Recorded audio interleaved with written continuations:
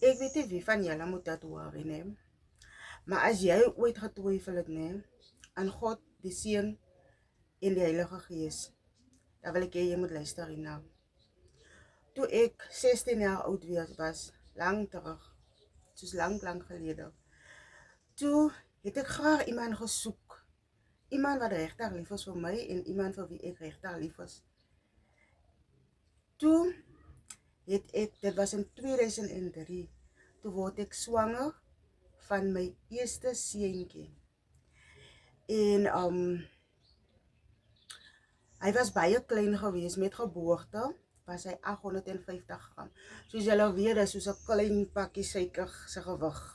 'n Klein pakkie rys se gewig. Hy was 850 gram. En ek was 4 maande in die hospitaal geweest.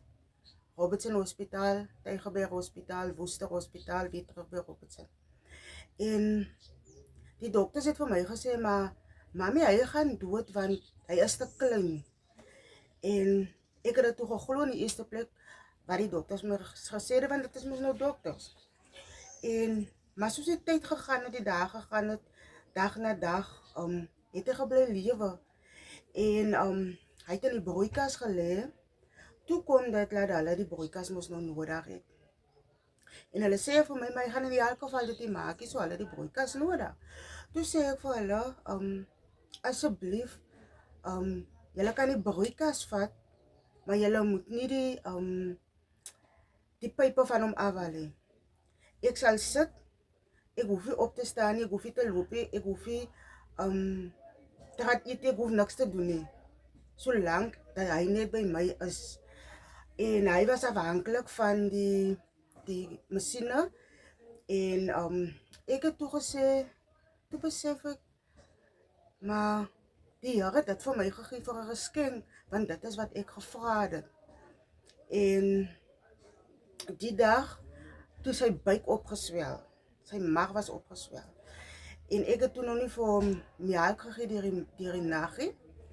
En toe die oggend gekom, die susters en die dokters oor hom gegaan, en hulle sê toe maar hy moet Tygerberg Hospitaal toe gaan. Ek sê toe, ons pakkie goed, en die ambulans het hulle laat kom, ons wag nou nog vir die ambulans, is op 'n Sondag. Ons wag vir die ambulans. Toe ons, terwyl ons wag vir die ambulans daar buite, en dit het mos nou ure na ure geraak. Toe kom daar 'n ander mami, wat ook swanger is, toe kom sy met haar kind daar aan. En die kind is toe blou gebore. Maar nie dood, die kind is maar net blou gebore. Blou getrek. Soos iemand wat nog geslaan, so 'n kind wat nog geslaan is. Maar die kind was nie geslaan nie. Weet nie wat die rede was nie, maar die kind was blou gebore.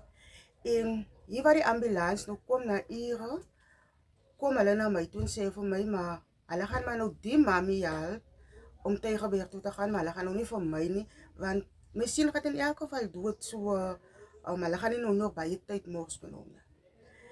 En ek het tot by die matrone gegaan, en ek het op my knieë gegaan, asseblief, hy moet gaan, want hulle het mos nou die ambulans, want soos my kind is mos nou vir my belangrik, net soos iemand anders se kind vir hom belangrik is. En so bestuur die Here dit, as ek so mag sê, dat hy kan sterwe en my kan gaan toe Woester, gaan Tygerberg toe. Daarvoor 'n rukkie gebly, en ek sal nooit vergeet nie, hy het in sy 3 babies gelê in Tygerberg. Daarna het ons weer Robertson toe gekom, en toe het hy hier 'n bietjie aangesterk en groter geword.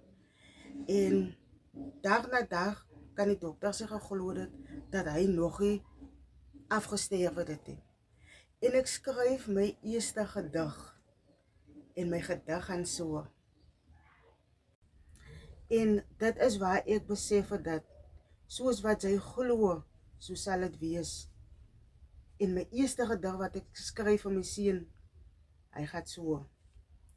When my baby boy was born, I was 27 weeks, and God decided to let him come to life. And I asked God, why so early? And he said, I think you need him now. When he was born, he was a little boy. The doctor said, Mommy, he is too small. you will never make it. The doctor said, Mommy, you have to accept that you will die later or tomorrow. Then I asked God, why you give something to me and take it the same time from me?